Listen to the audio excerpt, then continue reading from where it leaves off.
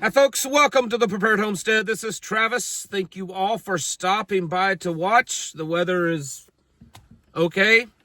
Nothing really exciting to report on that. Exhausted, tired. I'm running on 2 hours of sleep. So say a little prayer for me today, because I probably don't have any time to take a little nap. But hey, that's just how it goes sometimes. And well, welcome to the reporting on watching America's downfall. There we go.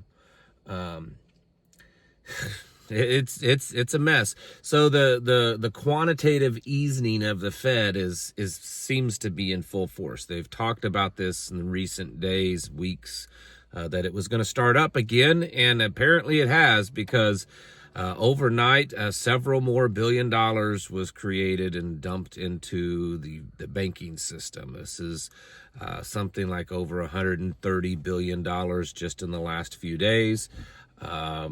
It's the most we're now getting in. It's not just the most since the COVID shutdown. In the short time period we've had, it's the most ever.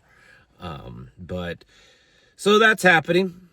That's exciting. The markets are getting a little nervous, because today marks the longest day in American history that the government has shut down, the longest time period. 36 days, I think, today. And there seems to be a little nervousness. Like I said yesterday, BlackRock dumped several $1 billion worth of crypto, Bitcoin. And so that caused a little bit of a panic, but apparently now things are starting to get worried. Now we're in a long government shutdown, and now we're concerned. The FAA announced that they will probably have to start shutting down airspace over certain parts of America. There have been now, for the last few weeks, different airports, sometimes even major airports, occasionally grounding flights and grounding, just the whole airport at times, because there's a lack of air traffic controllers. And now they're saying they may have to shut down whole airspaces over the United States. So it's starting to get bad.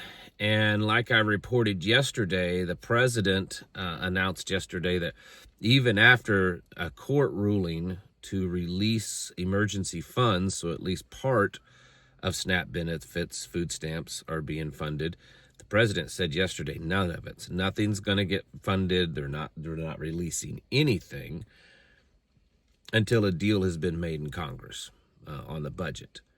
And so it looks right now that he's kind of sticking to his guns. Now we will see, because if this continues on and things get worse, and we do see violence in the streets, or we start seeing poll numbers drop, that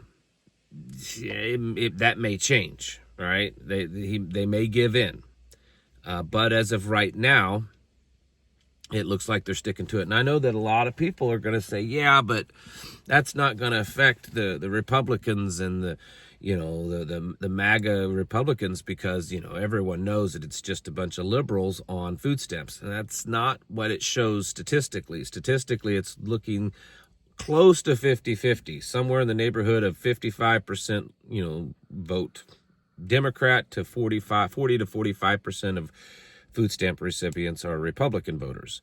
So it certainly could hurt. I mean, you're talking over 42 million, so total, so 20 million people approximately could potentially start getting very upset with Republicans. Already yesterday, New York voted a socialist Marxist Muslim in as the mayor. And it's looking more and more likely that Minneapolis may elect the very far left socialist Somali guy. Can't think of his name, but it's the guy that looks like the other guy off of that Captain Phillips movie. You know who I'm talking about. I'm the captain now. That guy. He looks kind of like him. So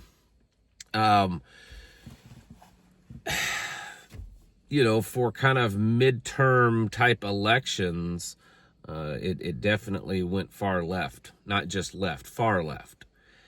And as far as I'm concerned, I don't have anything in New York. Whatever, let them fall. Let them do it. If that's what they want, go for it. The president has stated that he would withhold federal funding to New York. A lot of people are saying he can't do that. That's illegal. So we'll see what happens. But here's the deal: if in fact the president continues with sticking to his guns on not releasing food stamps, that could be a major. It could lead to major things. We're just a few days into this month, and there's not really been any reports of problems, but from the reports I'm seeing online and things I know here locally within my own state, the food pantries are kind of taking care of a lot of people, but that's gonna run out too. Because the problem is the food pantries aren't getting much support on the federal level because of funding that was cut, that was used to help food pantries. That was cut back in like May. So that's interesting. Also, in other news, like I said the other day, that this whole, we're going to go in and attack Nigeria because there's, persecution and slaughtering of Christians. And that was also a big hub for China. China has spoken up and told the United States that they need to just keep their hands off of Nigeria, that Nigeria is theirs and they need to stay out of it. And they've indicated that they would, defend or assist in some way Nigeria if the United States did try to move on that. Remember, like I said, that Nigeria is China's largest trade partner on the African continent. And Nigeria has quite a bit of oil and gold and just a big market for them to work in. So, that's happening. Like I've said, all of this, the world stage, and it is a stage, I mean, that's not just a name someone made up. It's called the world stage because, well, it's a big fake play. Constantly wanting you to believe this is what's going on when this is what's going on. This pay attention over here, but not over here. Like all of these wars, the Russia-Ukraine, the China-Taiwan, United States, the possible, us and Venezuela, all of these things, it's all of it. Even the Gaza, Hamas, Israel. There's more to that than what's on the surface, and most of you know that. So we got to keep people busy with their bread and circuses while the big steal is going on, and the big steal is also happening because of the big change. They're trying to squeeze every last drop out of just the commoners. Building up their wealth, taking every, common person's money. And, then eventually a new system will be unveiled fully and we'll be a lot poorer and they'll be a lot richer. And, but we'll be happy, right? We'll be happy. We won't own anything, but we'll be happy.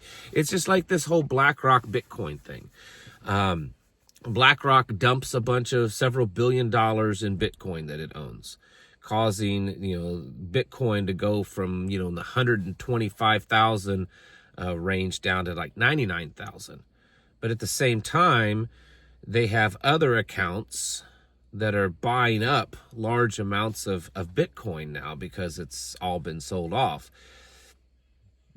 In other words, they planned this, let's crash the market by selling billions of dollars in Bitcoin. And then when it goes down, we'll run in and we'll buy a bunch. I mean, it's all a manipulation, and it's a way to just steal a little bit more money. So the big steal is going on.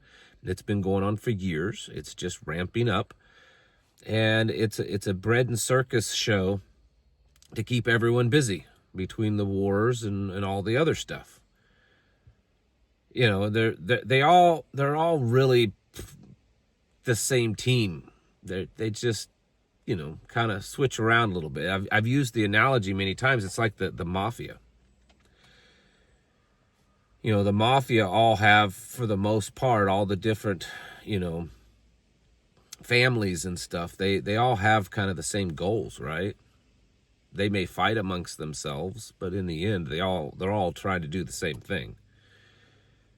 That's kind of what government is, and the political parties and the different factions of that. They're all trying to do the same thing, maybe in different ways, and they may fight amongst themselves, but in the end, the real enemy isn't each other, it's us. And I wish more people would wake up to that reality. They're so bought into their partisan, ideology that this side's good and that side's bad, when they're all the same team. Anyways, so yeah, there's a lot of stuff going on. The coming recession and economic crisis, however that's going to look, which, more and more it's looking like it's going to get bad. Air travel getting shut down, prices of stuff just skyrocketing continually, food stamps shut down, more and more and more employees are being terminated and laid off. IBM just announced that they're getting ready to start laying off thousands of employees. And then government workers, now we're talking like 25 days. If this lasts another 25 days, there's going to be a lot of those U.S. government, furloughed workers that are going to be out of a job. And I think that's the plan. I think it's the plan to drag this out, to milk it out long enough that they can cut a lot of these people, just get rid of them.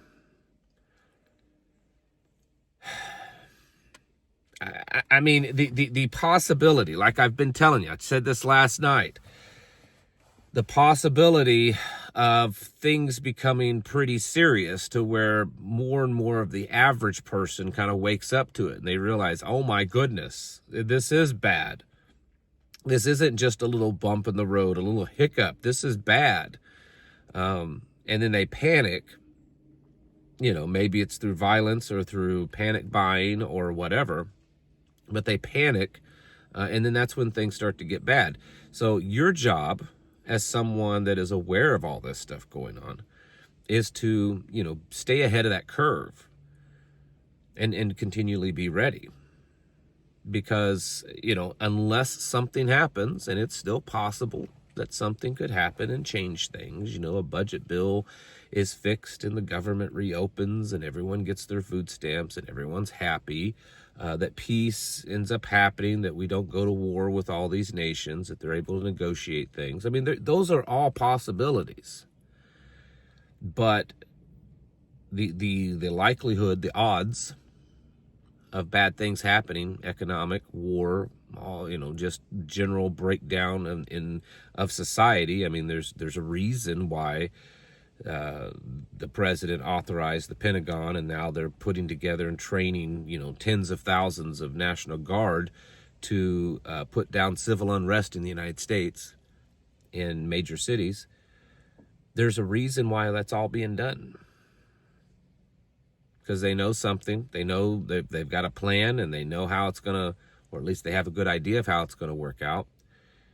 And it looks like they're sticking to that plan. And so we have to be getting ready, folks. We need to be stepping it up, because it's not looking good at all. This economic banking stuff that's happening, sending more and more money now back into the U.S. financial markets and system. It's just inflating our dollars even more. I mean, we've already gone, I think, $2.2 trillion in debt so far this year.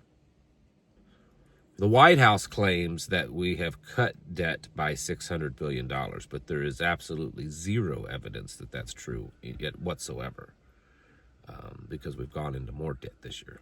So anyways, you need to be getting serious and getting yourselves ready.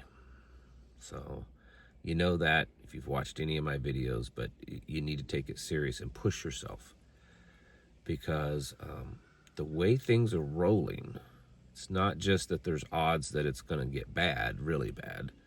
It's that the odds are it may not be that long before it gets really bad. And that's something you need to concern yourself with. Get your houses in order. and prepare yourselves mentally, physically, and spiritually. Thanks for watching. Catch you in the next video.